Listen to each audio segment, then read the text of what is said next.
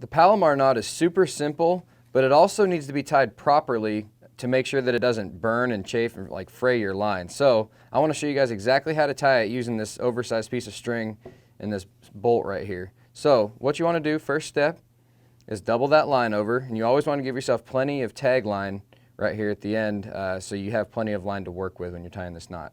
So you double it over.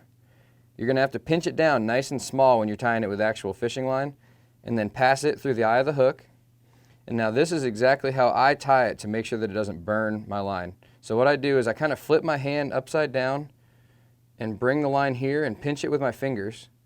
And then I pass it through this loop, tying an overhand knot just like tying your shoes.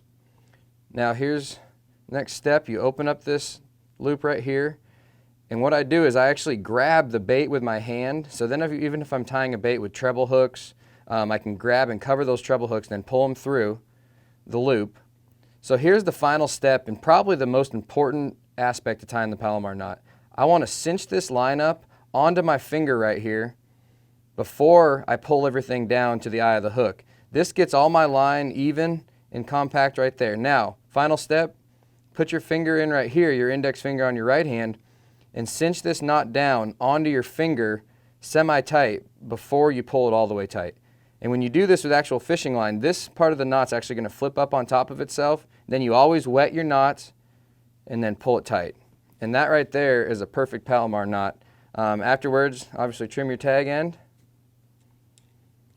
And you'll be amazed how you won't see any chafing or burning on the line right here. So now I'm going to quickly show you how to tie it with an actual piece of fluorocarbon line. This is 25-pound fluorocarbon right here and just a normal 4/0 extra wide gap hook. So what you do is you take your piece of fluorocarbon again, have plenty of tag line, double it over, and you want to pinch that loop down nice and small. If you can even push it with your other finger to get that loop nice and tight, that's the way to do it, because you got to be able to pass it through the eye of the hook. So pass it through the eye of the hook like this, flip your hand upside down, bring this around and pinch it, tie your overhand knot,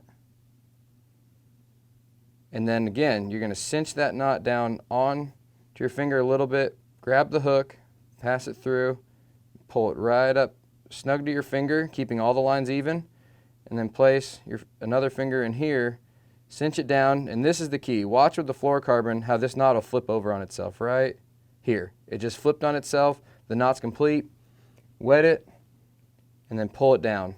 And you'll notice there's never any chafing or burning on that line when you do it that way. You can cut it nice and tight, and that is an extremely strong knot that is guaranteed to put fish in the boat and not fail on you when you're setting the hook or pulling a big fish out of heavy cover.